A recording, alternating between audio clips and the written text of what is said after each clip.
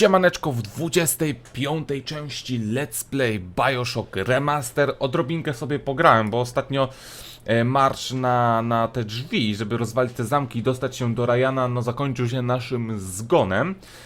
Cofnąłem się do automatów i tak, kupiłem sobie apteczek. Jak wygląda sytuacja z kasą? Tak, także spłukałem się. Z Ewą, chyba Ewę też na coś wydałem. Ulepszenie błyskawicy na 3. poziom. I to chyba wszystko, nie? Chyba, że ewentualnie jeszcze gdzieś amunicję kupiłem. Nie pamiętam. Możliwe, że chyba w tym odcinku też zakończymy grę, bo to się zbliża ewidentnie wielkimi krokami koniec. Tak się zastanawiam, czy coś jeszcze się pozmieniało. Jak tu stoimy z amunicją? Ja sobie muszę troszkę przypomnieć. Dobra. Tutaj też mam troszeczkę, okej, no dobra. Myślę, że możemy iść.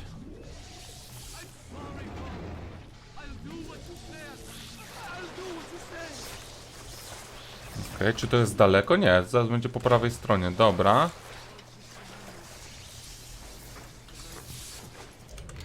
O, fajnie.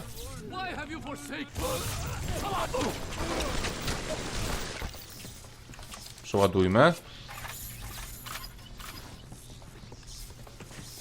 Bo oni się mogą leczyć. Auć. Włam się. Dobra. Tutaj też. Nie będziemy na tym żałować.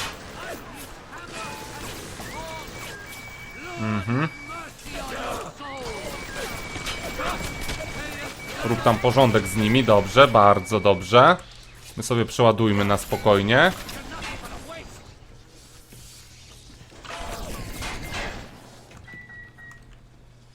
To sobie weźmiemy.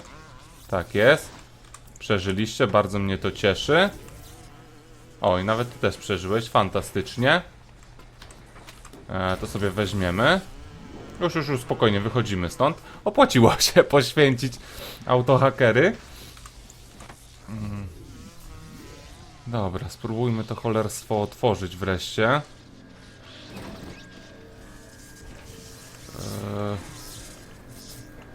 Moment.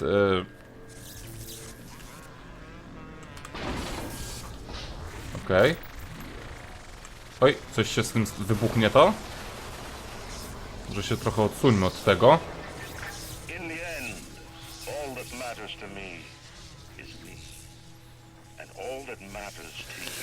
No taka kolej rzeczy, stary. Dobra, idziemy do ciebie, gnoju. No niestety chyba nie... Chociaż? Mogą ze mną polecieć, byłoby fantastycznie. No chodź tutaj, przyjacielu, dobra. Nie wiem, czy chyba jeden wyleciał.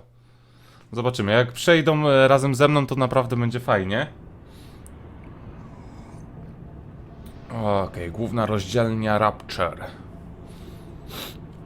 Dobra, czy to już w tym odcinku będzie finalne spotkanie z Ryanem? Guzik, nie przejdą ze mną, szkoda. Idź do biura Ryana, okej.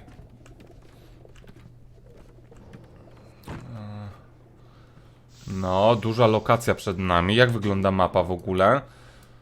O, to jeszcze... Dobra. Widzę, że to nie jest jeszcze tutaj. To jest kolejna tylko z sal przed nami. Komentarz twórców tutaj jest. To wiecie co? Jak się postaramy, to może nie będzie ostatni odcinek. Martwi mnie tylko fakt, że ani nie mam kasy za bardzo, ani Adama, żeby coś tu jeszcze szaleć.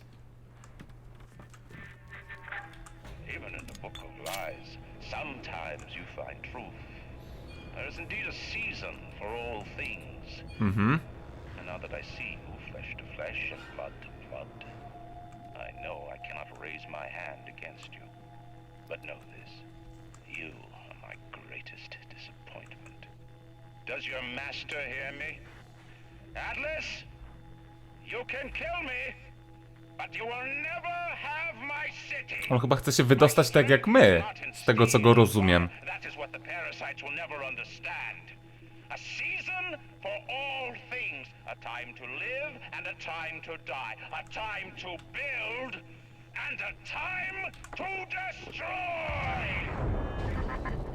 Oh shit.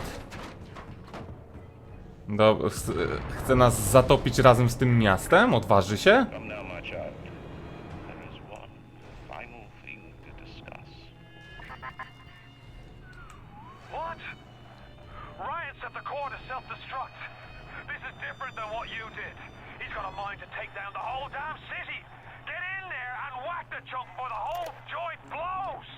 Dobra. Initial deployment, Vita Chamber. Client Orion Industries, stage 1, agent complete. Sinclair and Alexander tried to explain the science to me, but Suchan does not believe them. They keep saying plasmid reconstruction this and quantum entanglement that, and then poof, dead people come back to life. Bullshit! Raczej nie. A czekajcie. Czy coś chcemy z tego ulepszyć? Znaczy wytworzyć sobie. Autohacker, może byśmy się tu włamali. Chociaż nie wiem, czy autohacker będzie mi potrzebny. Tak się zastanawiam, czy autohacker może być potrzebny.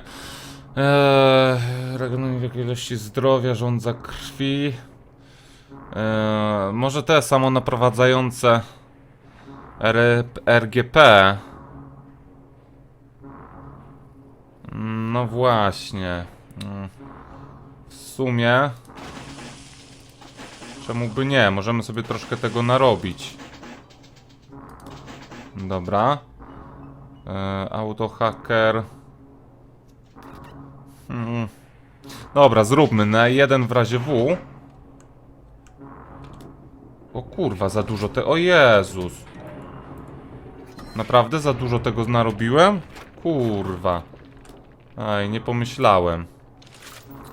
Aj, dobra, to będzie tu leżeć sobie. Tu nic nie chcemy. Tak. Jak najbardziej. Apteczkę też. Dobra. Co mamy? Mamy full, ok, rozumiem. Zastrzyk, tak, zastrzyk chętnie, spróbujemy się włamać.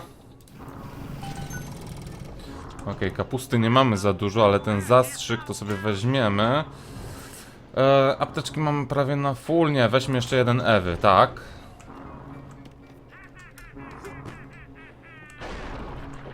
Dobra, spokojnie, kurwa. Proszę mi tutaj nie rozwalajcie tego wszystkiego. Ja cały czas liczę, że jeszcze może uda mi się znaleźć ten komentarz. Chociaż nie mam pojęcia, gdzie on może być. Może być gdzieś dalej skitrany. No, to jest napalm.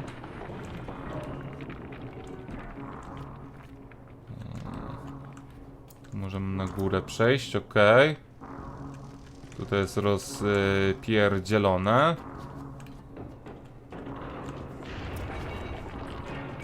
Dobra. Tutaj możemy przejść tędy dalej, spoko. A zaraz. Dobra. Chodźmy tutaj. Sobie przejdziemy dalej.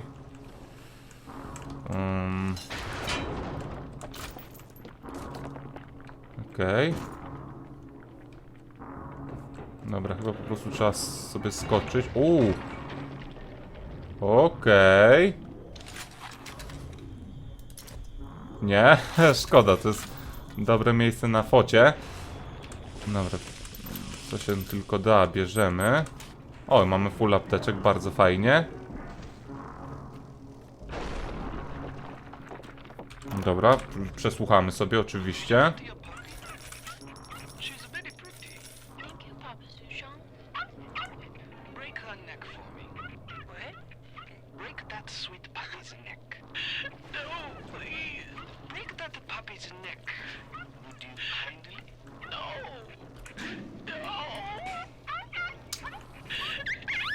Au! Dobra, tu. Advanced deployment, lot 111, Dr. Sejong, client Fontaine Futuristics. Baby is now a year old, weighs 58 pounds, and possesses gross musculature of a fit 19-year-old. The results are disappointing, but within expected tolerances. Okej. Dobra, nie rzucają żadnych przeciwników w naszym kierunku. To mnie trochę martwi. Dobra, dzień dobry. Has overcome my final defense, and now he's come to murder me. In the end, what separates a man from a slave? Money? Power? No. A man chooses. A slave obeys. You think you have memories. A farm. A family. An airplane. A crash. And then this place. Was there really a family? Did that airplane crash? Or was it hijacked? Forced down. Forced down by something less than a man, something bred to sleepwalk through life until they are activated by a simple phrase spoken by their kindly master. Was a man sent to kill, or a slave? A man chooses. A slave obeys. Ale ciemno tutaj troszeczkę. O, fajnie, że mi tam zapaliłeś światło, stary. Dobra, to już raczej nie znajdę tego komentarza. Chyba że będzie na końcu może. To też jest prawdopodobne. Ryan, sam pan Ryan we własnej osobie, gnida. Stop, would you kindly? Would you kindly? Powerful phrase. Familiar phrase. Would you kindly? Would you kindly get this? Would you kindly find that? Would you kindly find it? Would you kindly find? Would you kindly get this? Would you kindly head to Ryan's office and kill the son of a bitch? Sit, would you kindly? Stand, would you kindly? Co jest? Run! Stop! Turn. A man chooses. A slave obeys.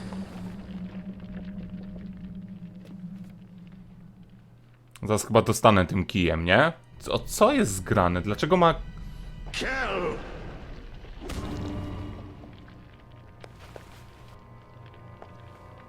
O, w mordę.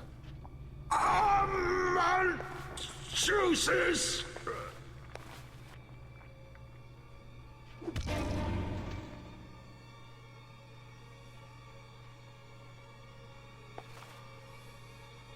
A slave obeys.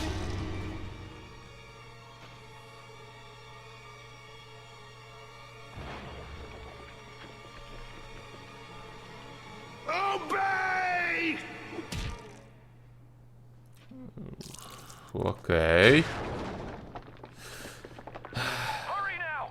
Grab Ryan's genetic key! Now would you kindly put it in that goddamn machine? Dobra, osiągnięcie fajnie, ale coś czuję, że to nie będzie na pewno koniec. Dobra, moment. Czekajcie, tutaj niczego czasami nie ma. Dobra. A zdjęcie na pamiątkę? Nie? Kurwa. Nie rzuca żadnych hord przeciwników nam prosto pod nogi. Mamy komentarz twórców. Dobra. Oczywiście, że tak. Oczywiście. Dobra. Tak, poprosimy.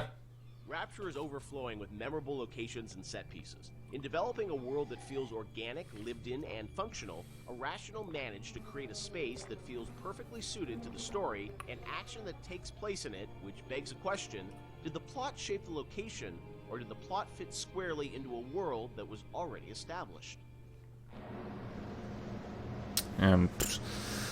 Dlaczego on miał nad nami kontrolę, ten Ryan? Cały czas to mam w głowie. Może on miał częściowo rację? Dobra, zobaczmy sobie komentarz. Let's talk about some of the areas in Rapture, because it's an amazing place, but also it feels like there's certain areas that are very well designed, and that they have, you know, a very certain aesthetic, and the characters in there, it all kind of comes together. Ken, do you have a part of Rapture that resonates the most with you still to this day? I think the opening is always going to be the most important to me, because it's we spent a lot of time there, and it was all for me as a challenge as a narrative guy is sort of how do we set up a very complex series of events and a very complex notion, and all this, you know, Andrew, with so much to tell, Big Daddies and Little Sisters and Andrew Ryan and the time period, and do that all without cutscenes. And especially, I think, the descent to Rapture, when you're in that, when you get in the bathysphere, you know, getting that right, getting everything right down to the, you know, the bathysphere, cresting the hill and seeing the city for the first time. Remember how much we worked on the timing of that, just getting that. And it took us forever to figure out that we should just put the slide projector covering the window. Like, again, in hindsight, it seems like such an obvious choice, but we were really trying to figure out, like, how are we going to tell this story of Ryan and then reveal, so you could see the, you know, the city beyond the hill. And also, we didn't have to show the whole transition going down the bottom of the ocean, because the whole screen was covered. Spoiler alert. I think that's the part that will always be near and dear to my heart. No, to była fajna scena, ta wprowadzająca. That was one of the first... The restaurant at the beginning. Yeah, the restaurant at the beginning, because it was really like the first art box that we created that was Rapture. I mean, we created spaces before that weren't really hitting the Art Deco look. Scott Sinclair just started, and he built that, designed and built that statue of the Atlas with the world on his shoulders that was in the middle of the room.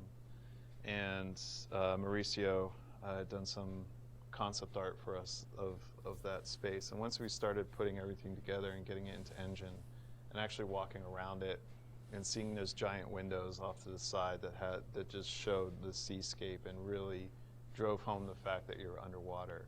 It was the first time really all the elements started to come together. And we actually we had built a bunch of stuff, and we actually stepped back and said, we have to just get one room right before we go any further, because we weren't getting it right. And so Mauricio did that concept drawing. Yep. We worked really hard on that statue, and that statue, I think, was the first object we really built in the game that was a BioShock. So we just stayed in that room for like a month until we got it right. And I think the original concept actually had a tram running through it. Did. So it was like even more complicated, and that was one of those things where we had to keep pulling back to really focus on what the bare essence of that room was. Were there parts of Rapture that you never were able to realize that you sort of still messed around at the zoo? People We had a zoo frolic, right? that I was excited about. Not everybody was excited about the zoo, but I don't know why I was excited about the zoo, because it would have been a nightmare. We had another area that was prior to Arcadia that was more of a straight up agriculture, forest type of area. Before we had the bathyspheres, we had a whole sort of subway transport system in Rapture, which we spent a lot of time thinking about, and then just realized that these little submersibles would be a much more realistic and much better solution. And you were going to be able to move between locations in that subway system? Yeah, much like the bathyspheres, but they were much more integrated throughout the space, and we really want to support them. And we just realized it was not really relevant to what we were doing.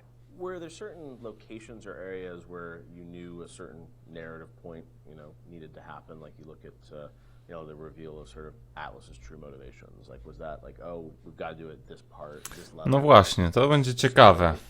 To też Ryan teraz dużo wątpliwości w nas zasiał, jeśli chodzi o samego Atlasa. The big one I can think of is that you encounter Ryan in his sort of like that he would live in an area of industry. Okay. You know, so he lives in this very industrial area because that's where he would feel most comfortable.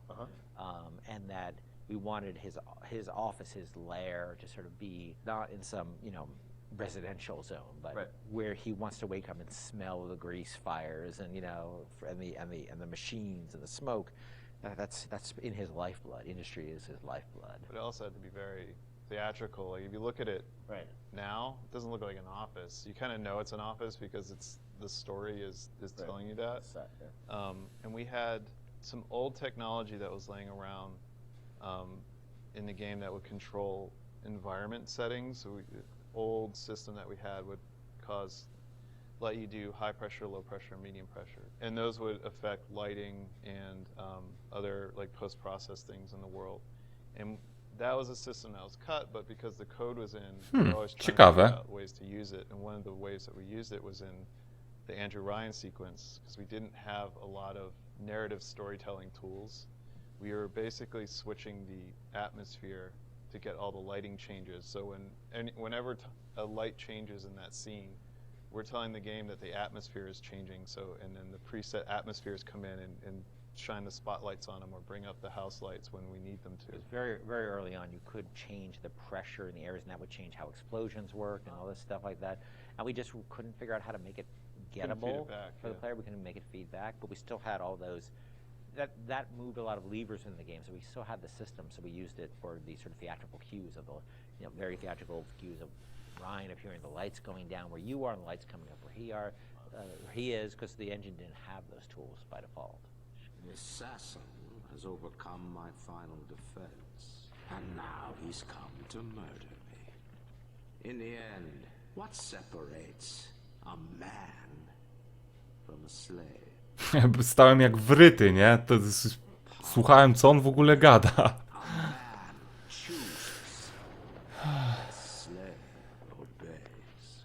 And there was a great sense of sort of artistic progression as you went through the game too, and that each level had its own sort of voice. Was that something that a lot of games as they move further in development, it's like, oh, we sort of ran out of time. We can, it's like we're just going to sort of repeat this and change the color palette. It felt like, for the team, it was very defined from early on that you wanted each sort of level, which they were levels back in the day, to feel distinct. Yeah, we had sort of experimented with that back on System Shock 2, back when every Doom level looked pretty much like every other Doom level, because they were just working on the same set of assets. We decided with our very rudimentary tools in System Shock 2 that we would progress with color, and every deck would feel different from a color standpoint, even though most of that was lighting, or textures, nothing really more. But we have the tools to actually, sort of theme levels. I think a lot of this goes back to, I think my first memory was actually from when I was 1 year old at the Montreal World Expo. World's Remember when you Fair. were one? Well, I remember being at something at this World's Fair, which I didn't realize, I think was in 1967, when I was 1 year old, a little over 1 year old. Wow. And I was on a theme park ride they had and I remember being at this thing where a big bat flies out of this sort of thing and comes up. I don't know why I was a 1 year old was on this ride. I'm not sure, sort of a haunted housey kind of ride. And I remember loving it. And I think that stuck with me. So the notion of sort of theme parky themes and settings, and Disney World does a great job with this. You go to Disney World, they theme areas.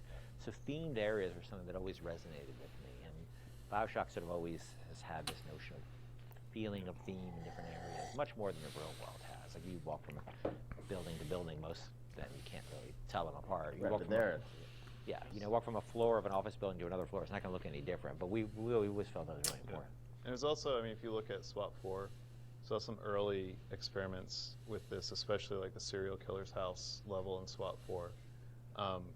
Just probably one of the most dense levels that we shipped, but you were trying to tell a specific story with that. And going straight into BioShock and using the same exact engine that we were using, and we were very comfortable at that point with how the engine worked and how to art up these rooms, gave us a leg up when we sat down and really thought about what stories are we specifically trying to tell. And one of my favorite anecdotes from this time period is with Sander Cohen.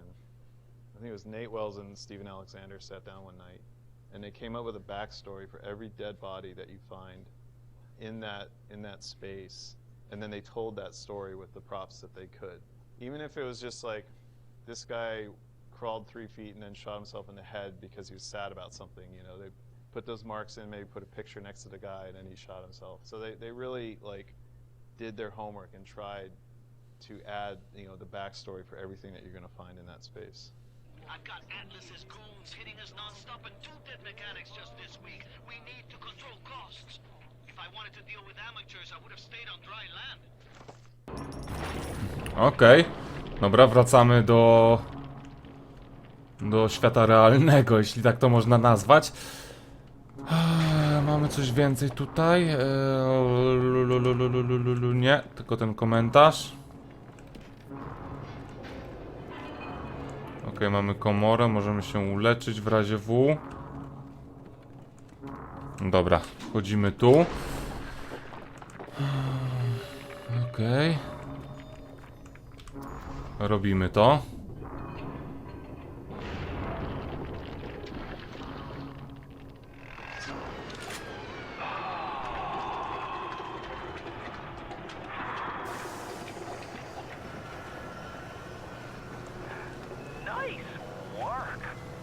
Kurwa.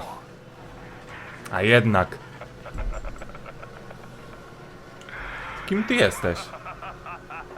Ryanem?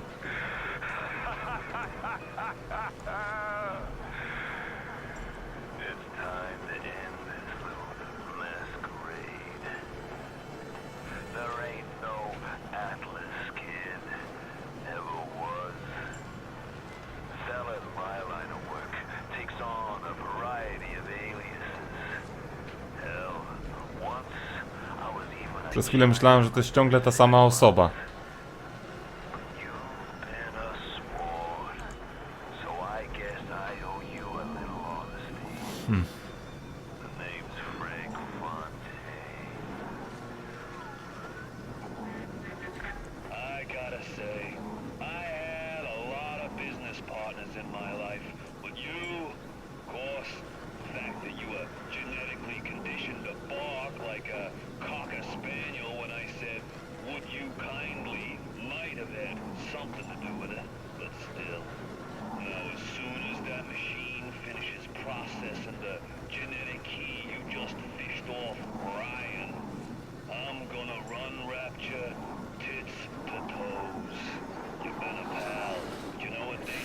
Próbuję.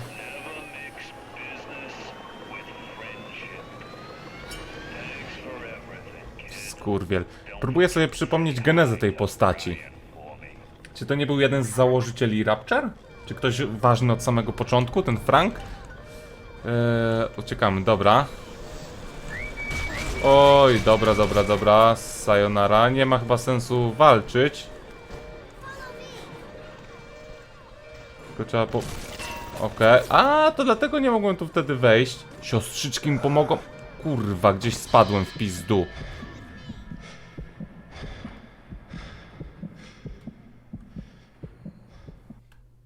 O Jezu, i zginąłem. Kuźwa. Co tam było? Aj, szlak. Frank, pieprzony Frank. Co to była geneza tej postaci? Cholera, zapomniałem.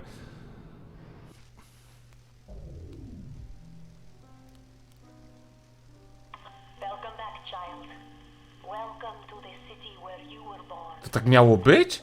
Myślałem, że w jakąś dziurę spadłem.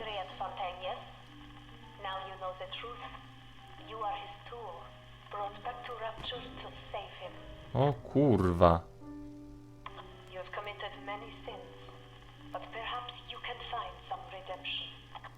Czyli naprawdę nieprzypadkowo tu się znalazłem.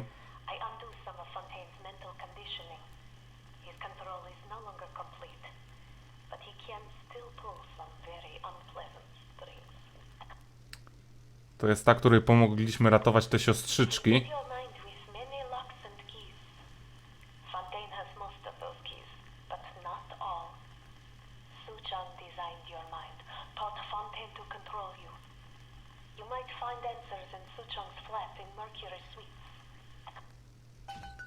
Okej, wyrwij się spod pływów Fontaina. To jeszcze jest nie koniec, cholera jasna. Oh shit! Patrzcie, jaka jeszcze duża miejscowa jest. Ja pitole.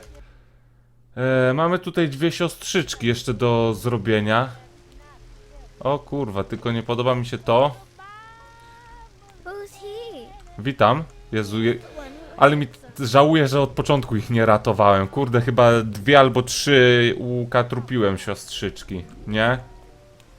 Ojejku, jak ja żałuję. A ciekawe, jakbyśmy w ogóle ich nie ratowali, czy w ogóle by nam chciały pomóc? Obawiam się, że chyba nie.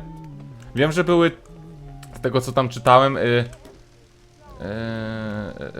3 zakończenia. Dobre, złe i chyba średnie, nie? Ale nie wiem, czym się różniły, jakimiś szczegółami. Ja pierdziel, nie, wiecie co, tu sobie zakończymy odcinek, no zdecydowanie, wow! Tyle się podziało w tym odcinku. Jestem pod wrażeniem, nie? No, zawirowała troszkę fabuła. Kurwa, pieprzony Frank. Dobra, nic, na dzisiaj to tyle, także wpadajcie do opisu pod filmem. Trzymajcie się i na razie.